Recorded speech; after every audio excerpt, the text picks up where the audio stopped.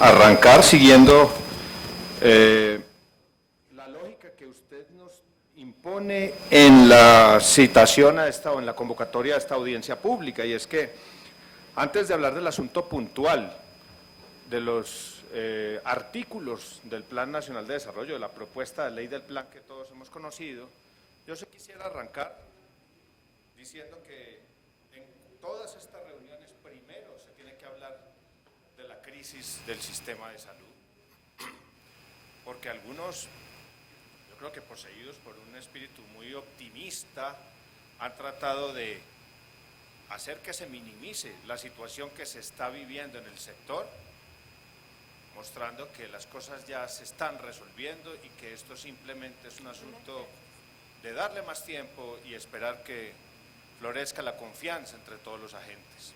Nosotros desde el gremio hospitalario, doctora Margarita, queremos decirle, y también hablando en nombre de la Coalición Salud, queremos decirle que todo lo que vamos a decir de aquí para adelante tiene la sana intención de ayudar a que ustedes acierten en las decisiones que van a tomar, lo mismo que queremos decirle al gobierno nacional. Todas nuestras observaciones son buscando que haya un acierto en el diseño de la política pública de salud de este país.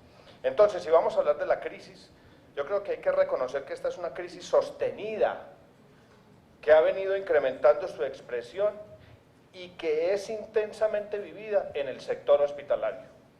Por eso otros podrán tener unas visiones, pero yo sí debo decir, desde el sector prestador tenemos una visión. ¿Cuál visión? Hoy en día estamos viendo más y más pacientes, es decir, tenemos una frecuencia de uso de los servicios de salud creciente, tendencia que viene desde los últimos años. Vemos más uso de los servicios de urgencias por parte de los pacientes, y no solamente con urgencias puras, sino con otro tipo de patologías que están acudiendo a los servicios de urgencias porque son las únicas puertas que están encontrando abiertas y que por sí está demostrando que esa perversa política de fragmentación que algunos compradores de servicios han implementado está dando unos tremendos resultados que se ven en los servicios de urgencias. Estamos viendo también más agresividad en los servicios, hay más agresiones al personal. No la puedo justificar, pero la entiendo. La gente en gran medida está desesperada, hay una población que está crispada por las condiciones de operación actual del sistema de salud. Estamos viendo, y todos mis colegas podrán afirmarlo o desmentirlo, estamos viendo estadios de enfermedades que hace mucho tiempo no se veían. Yo quisiera que hablara la gente que atiende pacientes con cáncer, especialmente niños con cáncer. Los estadios que estamos viendo nos hacen recordar a veces los años 70 y 80 en la evolución de las enfermedades. También tengo que decir que estamos viendo muy poco temor de la ley en algunos agentes del sistema, especialmente en los compradores de servicios, entidades que apalancadas con el dinero público de la salud, negocian cuando quieren, no contratan a las instituciones, no actualizan los valores, no aceptan las cuentas, no dejan movilizar el recurso de la salud. No puedo decir que todos, pero sí la mayoría, y aquí están las cifras de la Superintendencia de Salud. Vemos un flujo de recursos ordinario muy lento, y es una tendencia que viene desde hace muchos años y que nosotros la hemos documentado y ustedes conocen los números. Una cartera que se mantiene y una morosidad que se está incrementando sostenidamente en los últimos 10 años. Vemos a unas entidades que abusan de sus condiciones de dominio dentro del sistema y que pasan por el sistema indemnes, entidades públicas, entidades intervenidas, entidades en liquidación, entidades mixtas, entidades con propiedades compartidas con el Estado, que son instituciones que tienen los peores números y que extienden esta crisis de sus propios indicadores de patrimonio mínimo y suficiencia patrimonial, la extienden todos los días a la red de prestadores de servicios. Estamos viendo la emergencia de figuras peligrosas que bordean lo ilegal, unos factoring teledirigidos a ciertos grupos económicos, propuestas de capitalización de acreencias, planes de pago que se extienden entre 3 y ya hemos llegado al descaro de 7 años. Y debo decir, con mucha tristeza, que dentro del sistema hay un rumor muy grande de corrupción que viene acrecentándose. Todas estas condiciones hacen que aquí lo que haya es un esquema muy importante de inseguridad en las relaciones entre los diferentes estamentos y en general frente a la sociedad que es usuaria de los servicios. Nosotros vemos y celebramos, la verdad, que el gobierno exija duro a las IPS, nos exigen duro. En calidad y en otras materias, lo aceptamos, hacemos nuestras observaciones, tratamos de modular esas regulaciones en la conversación con el gobierno, a veces, la mayoría de las veces, hay oídos, pero no se logran esas modulaciones. Sin embargo, nosotros aceptamos que tenemos que cumplir y lo venimos haciendo. Pero lo que creo y que tengo que decir en esta audiencia, antes de hablar de los artículos del plan de desarrollo, es que eso no nos parece que haya equilibrio en la formulación de la política pública cuando se conceden alivios que el gobierno considera que son sendas de mejoramiento y que nosotros denominamos amnistías a las entidades que tienen que comprar los servicios de salud, sin que se garantice una correspondencia mínima en habilitación técnica y en cumplimiento de obligaciones por parte de esas entidades para que le den seguridades suficientes a la población y a las IPS. Nosotros y ustedes como representantes a la Cámara, que son la célula de las regiones, yo creo que comparten esta visión. Vemos situaciones críticas en diferentes regiones. Hablemos de Ibagué, hablemos de Norte de Santander, de Cartagena, de Barranquilla, de algunas regiones, subregiones de Antioquia, del departamento de Caldas completo, de Cali, del Valle del Cauca, de algunas partes de Bogotá. Vemos a la gente indudablemente usando de manera igual o inclusive superior el mecanismo de la tutela. Vemos a la gente gastando más. La gente hoy está gastando más tratando de comprar oportunidad, acceso y coordinación. Y a veces podemos decir que la gente no siente que se estén resolviendo sus problemas respecto a la salud. Ante ese panorama, el sector hospitalario, por supuesto que continúa trabajando con enormes dificultades, pero nosotros queremos denunciar, o por lo menos compartir con ustedes este punto, diciendo que esas condiciones de operación tan difíciles son insostenibles en el mediano plazo. Nosotros creemos que para revertir esto, se debe avanzar en un importante cambio del sistema con modificaciones de las estructuras más afectadas. Debo también decirles que infortunadamente todos los días nos vemos obligados a acudir más como sector hospitalario frente a los jueces de la República, inclusive con demandas frente al Estado para que se puedan restablecer los valores, para que se puedan restablecer los equilibrios que se han perdido en el desarrollo del sistema.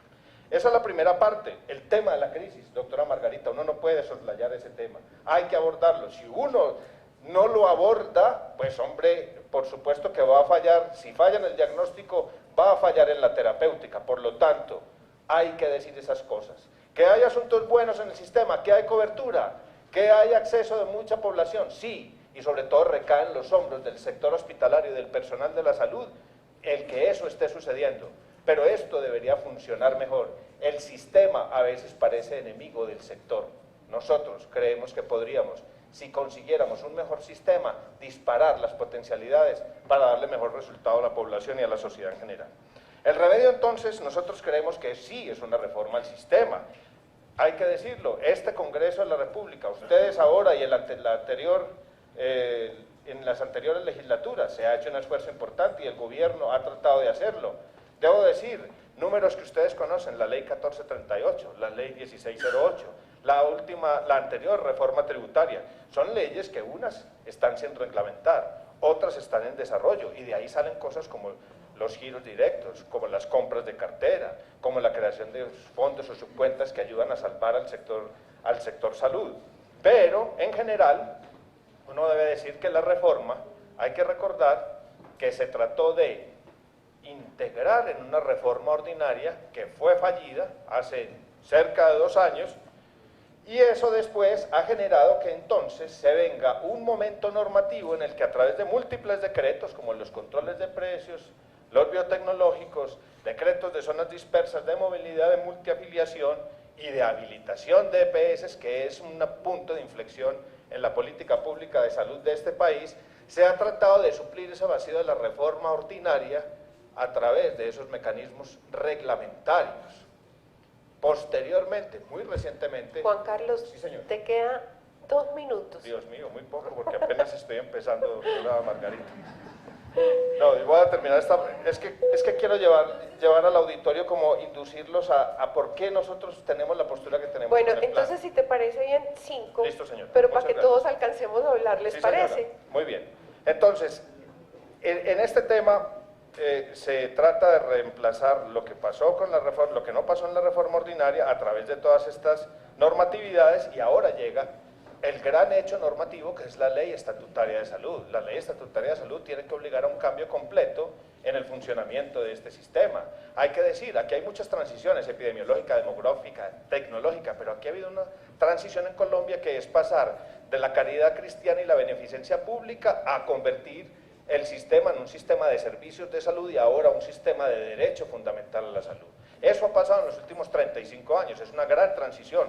A esa transición, a ese cambio hay que responder con una reestructuración de todas las estructuras del sistema. Entonces, en ese contexto es que tiene que entenderse que tenemos unos cambios importantes dados por la estatutaria con unos vacíos importantes generados de la caída de la reforma ordinaria, tratados de suplir con normatividad, con regulación y reglamentación ordinaria del gobierno nacional, por la vía administrativa y ejecutiva. En ese contexto se tiene que entender el Plan Nacional de Desarrollo, y entonces nosotros creemos, de entrada, la conclusión es, nosotros creemos que el Plan Nacional de Desarrollo no es el espacio para dar las últimas puntadas o atar los cabos sueltos de la reforma del sistema de salud. Nosotros creemos que aquí se necesita un espacio de debate profundo, especializado y público de diversos aspectos del sistema. Y vamos a hablar del articulado, aceptando que ha habido cambios después de las primeras críticas y, por ejemplo, todo el tema de liquidación de empresas sociales del Estado y la derogatoria de temas como los de redes integradas de servicios y APS fueron eliminados del articulado. Pero voy a hablarles de los artículos sustantivos para nosotros, desde el gremio hospitalario, desde la Coalición Salud. El primero, el artículo 67 es la entidad administradora de recursos. Aquí se dice que este fondo o esta unidad va a garantizar el adecuado flujo de recursos, va a administrar mejor la plata, va a ser unidad de caja, no va a asumir, y eso es una omnipresencia en todo el texto, no va a asumir las funciones de las EPS. Los excedentes serán para garantizar el aseguramiento, las cotizaciones serán recaudadas por las EPS, los recursos se destinarán a todo. Y es muy curioso, a todo va a haber recursos, pero menos a pagarle a las IPS, lo dice ahí en ese texto. Yo los quiero llevar a lo siguiente, en esta lógica, doctora Margarita. El debate tiene que ser más profundo. El debate no es sobre la creación de un fondo. El debate profundo tiene que ser sobre cuál es el punto y la agencia que va a hacer el aseguramiento en salud en este país. La propuesta original de Caja Única, que es una propuesta que venimos movilizando nosotros desde hace años, lo que buscaba era crear un fondo que hiciera las veces de asegurador a nivel central, con recaudo, afiliación, supra, auditoría, pago y reaseguro. De ese debate, por supuesto, se tenía que derivar cuál es la función de las EPS. ¿Van a ser administradores? ¿Van a asumir riesgo? ¿Sí o no? Ese es el debate de fondo que se tiene que dar. Nosotros creemos que no basta con simplemente crear un fondo y decir, creamos el fondo. No basta simplemente con eliminar las subcuentas del FOSIGA. Aquí se tiene que debatir es profundamente sobre cuál es el tipo de aseguramiento que vamos a tener en este país y cuáles son las funciones de esa caja única que nos permitan a nosotros de verdad tener un valor agregado. La pregunta para el gobierno es, ¿ese fondo así qué valor agregado tiene? Con respecto a las medidas especiales, que es el artículo 69, le da potestad al superintendente de salud para tener atribuciones de la superintendencia financiera. Yo quiero preguntarle una cosa a todos ustedes. ¿Será que se necesitan más funciones en la superintendencia de salud? ¿Será que le faltan dientes hoy? Porque yo les debo decir, informaciones como esta, recientemente publicada en la página de la Supersalud, nos muestran el estado calamitoso de los aseguradores en salud de este país. La mayoría no están cumpliendo los estándares básicos. Y entonces, con ese diagnóstico, tiene la información, tiene el diagnóstico, tiene las herramientas para intervenir. ¿Será que le hace falta alguna? ¿Será que hay limitaciones normativas? ¿Será que hay dificultades técnicas? ¿O será un tema de voluntad política a la hora de tomar la decisión última con estas entidades? ¿Qué hacer con una entidad como Caprecom? ¿Qué hacer con una entidad como Saludcop? ¿Qué hacer con todas esas entidades que están en vigilancia especial o en intervención para administrar por parte del gobierno si no cumplen? Porque hay unos tratos diferenciales. Yo no creo que tenga que hablarse de unas nuevas funciones o de crearle funciones, a crear un nuevo Fogafín. Yo creo que hay que utilizar las funciones que ya tiene y las potestades que tiene. El artículo 70, yo creo que es lo de la declaración de emergencia sanitaria, yo creo que sobra ahí, de pronto me equivoco, el ministro tendrá sus razones, pero esa era una potestad que tenía. Por lo menos la declaración de evento catastrófico ya la tenía desde el Consejo Nacional de Seguridad Social y la asumió el ministerio. Yo creo que eso sobra. El artículo 72 de la negociación centralizada de medicamentos, insumos y dispositivos. Bienvenidas las economías de escala, pero no se puede seguir teniendo desequilibrio en la normatividad. Nosotros creemos que se tiene que reconocer el papel de los prestadores de servicios de salud, transformando insumos, dispositivos y medicamentos en servicios a la población. Ese es un esquema de transformación, eso no se está reconociendo acá. Yo creo que no se puede buscar la eficiencia macro promoviendo la ineficiencia micro. Si eso es así, nosotros invitamos a que ustedes incluyan un artículo en este plan de desarrollo donde se reviva el piso tarifario, donde podamos hacer también las comparaciones internacionales y podamos llevar los valores a los que se remunera el sector hospitalario, actualizarlos y eliminar el rezago que tenemos de por lo menos 10 años en esos valores. Yo creo que si se puede comparar para unas cosas, se debería comparar para todas. Los requisitos sanitarios, yo solamente me voy a referir a algo. Yo creo que el IETS, el Instituto de Evaluación de Tecnologías de Salud, no fue pensado cuando se pensó para hacer evaluaciones de precios. Era para hacer evaluaciones de costo-impacto, costo-eficacia, costo-beneficio, para decidir cuál es la mejor tecnología que debe entrar a este país y cuál es la que debemos evitar. Nos da miedo que esto se convierta en una barrera de acceso para la entrada de nueva tecnología. Y el tema de los segundos usos que está allí, en ese artículo, doctora Margarita está en ese artículo que es el 73, los segundos usos. Creemos que se tiene que establecer un verdadero comité técnico-científico. No puede ser que solamente el INVIMA vaya a tomar esa decisión. Eso yo creo que es peligroso para el país y para los pacientes. Tiene que ser un grupo de Ministerio, INVIMA, la industria que produce los medicamentos, nosotros los prestadores de servicios de salud y las sociedades científicas, que digamos cuándo se puede conceder un segundo uso a determinadas moléculas. Eso es en bien de la seguridad del paciente. El artículo 98, el saneamiento de las condiciones financieras de las EPS, de las cajas de compensación familiar. Se han hecho muchos intentos por parte del conglomerado de las cajas para traer este artículo. Sabemos que hay un gran hueco financiero y que hay unas grandes dificultades de muchas entidades de estas frente al sector prestador para responder. Nosotros creemos que si eso es lo que se está pensando, se debería más bien tomar ese artículo que viene en el proyecto de ley 77 y 24 y traerlo acá, donde ahí sí hay unas obligaciones explícitas y un orden de cómo se deben usar esos dineros. Pero también aquí hay un debate de fondo, es que la parafiscalidad tiene más usos potenciales. Bueno, aquí se está descubriendo que sí. Es que la promoción y la prevención entonces va a servir para apalancar este tema. Yo creo que ese es un debate que se tiene que dar de frente al país. Y yo creo que aquí, como una gran petición de ustedes, ya va a terminar, una petición de ustedes es ¿cuál? Más bien, si la cosa es así, y para ayudarle a que otros sectores también se vean involucrados, ¿por qué no se le pide a la Superintendencia de Sociedades que estudie los casos de estas entidades y entonces se pueda declarar la conformación de grupo empresarial? Porque aquí lo que pasa es que cuando ganan, entonces las ganancias son de las cajas, y cuando pierden, la pérdida es de la EPS, de la caja, y entonces de las IPS que le prestan servicios. Que la supersociedad se pronuncie en este grupo de las cajas y en otros grupos y nos diga si hay un grupo empresarial sí o no. Termino con la política de atención integral en salud, que es el artículo 66. Dicen que es un desarrollo de la ley estatutaria. Nosotros creemos que muy rápido se pasa la discusión de fondo. La discusión no es la discusión de si son redes y SAPs o si son rutas de atención. La discusión es cuál es el modelo de sistema de salud que tiene este país. Porque aquí en este plan de desarrollo lo que se quiere es más o menos petrificar y decir el único sistema que va a funcionar en Colombia es el Sistema General de Seguridad Social en Salud, modelo 1993. Yo creo que el país está maduro con los resultados que tenemos para dar un debate profundo y mirar cuál es el modelo. ¿Es un modelo de administración regulada? ¿Es un modelo neto de APS? ¿O si se va a mantener un esquema de aseguramiento privado puro? Ese es el debate y eso es lo que no está allí. Nosotros bueno, Juan, queremos... yo creo que ya se nos acabó el Sí. tiempo.